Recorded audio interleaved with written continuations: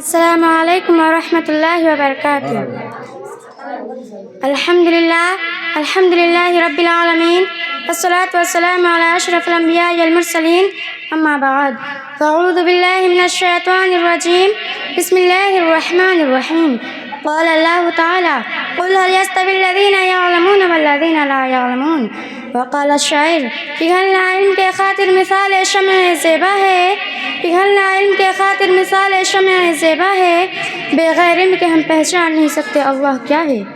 جناب صدر، حکم صاحبان، مشفق و مربی اساتذہ کرام، معلمین و معلمات اور دور و قریب سے تشریف لائے ہوئے مہمانان نظام اور میرے سامنے بیٹھی ہوئی میری عزیز بہنوں، آج میں آپ لوگوں کے سامنے جس موضوع کے تحت لب کشائی کرنا چاہتی ہوں وہ ہے تعلیم نسواں کی اہمیت و ضرورت۔ میری عزیز بہنوں، انسانی زندگی میں تعلیم کی کیا اہمیت ہے، اس سے کسی کو انکار نہیں۔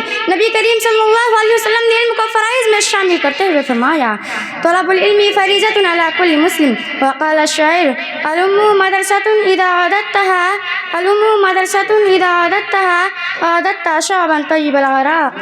محترم سامعات، میں نے آپ کے سامنے جو حدیث بیان کیا ہے، اس حدیث میں لفظ مسلم مرد اور عورت دونوں شامل ہے۔ جس طرح تعلیم مردوں کے لیے ضروری ہے، ٹھیک اسی طرح عورتوں کے لیے بھی لازمی اور ضروری ہے، کیونکہ معاشرے کی اصلاح میں عورتیں بنیادی کردار ادا کرتی ہے۔ ایک صاف اور شفاف ماحول کی تعمیر کے لیے تعلیم نصف اور ریڑھ کی ہڈی کی حیثیت رکھتی ہے۔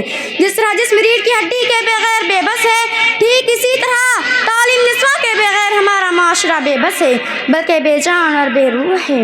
محترم سامعات، جس طرح گاڑی کے ایک پہیے کو درست کر کے یا امید کرنا کہ اس کی گاڑی صحیح چلے گی بے سود ہے، ٹھیک اسی طرح مردوں کو تعلیم یافتہ بنا کر خواتین کو تعلیم سے دور رکھنا صالح معاشرہ کی تشکیل کی سب سے بڑی رکاوٹ ہے، کیونکہ عورت کی تعلیم صرف اس کی اصلاح نہیں بلکہ پورے ماحول اور معاشرے کی اصلاح ہے۔ اس پر کسی شاعر نے کیا ہی خوب نقشہ کھینچا ہے، Give me one educated mother, give me one educated mother, I will give one educated nation۔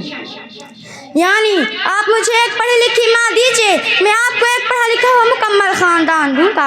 سامعین و سامعات، اگر ہم عورتوں کو علم کے زیور سے آراستہ کرایا جائے، علم کی دولت سے آشنا کیا جائے تو وہ خود خیر و بھلائی کا نمونہ بنے گی اور اپنے بچوں کے لیے اچھی طرح ثابت ہوگی، اور ان کی گود میں پل کر جوان ہونے والے بچے رسول صلی اللہ علیہ وسلم کا پیروکار ہوں گے، وہ داعی اللہ اور مجاہد فی سبیل اللہ ہوں گے، جو ہر دور اور ہر زمانہ میں اپنے دشمنوں کا منہ توڑ جواب دینے کے لیے تیار رہیں گے۔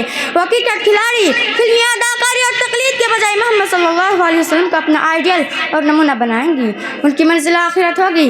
اس طرح سے ایک صالح معاشرہ کی تشکیل عمل میں آئے گی۔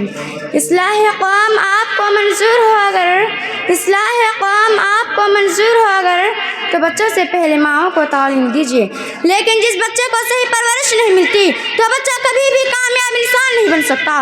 اس پر انگریزی میں ایک کہاوت کہی جاتی ہے، مادر از بیٹر دین 100 ٹیچرس، یعنی ماں سو استاد سے بھی بہتر ہے۔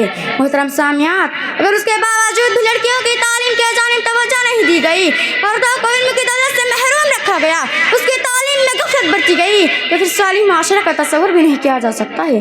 معاشرے میں تعمیر کے بجائے تخریب اور اصلاح کے بجائے فساد برپا ہوگا۔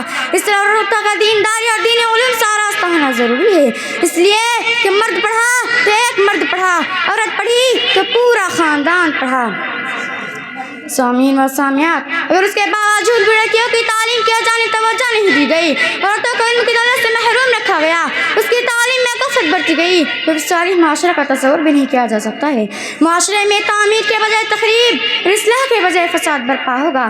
اس لیے عورتوں کا دینداری اور دین و علم سے آراستہ ہونا ضروری ہے، اس لیے کہ ماں کی گود ہی بچے کا پہلا درسگاہ ہے، اور اگر پہلا مدرسہ ہی جاہل ہو، علم کے زیور سے مزین نہ ہو تو ایسی صورت میں بچے کے مستقبل میں صحیح تربیت کی کوئی گارنٹی نہیں دی جا سکتی ہے۔ سامعین و سامعات، اب ضرورت اس بات کی ہے کہ اس کی طرف بہت ہی زیادہ توجہ دی جائے، کیونکہ ایک عورت ہی معاشرے کو اچھی بنا سکتی ہے اور بگاڑ بھی سکتی ہے۔ تعلیم سے آتی ہے اقوام میں بیداری، تعلیم سے آتی ہے اقوام میں بیداری، ہے علم کے پنجے میں شمشیر جہاں داری۔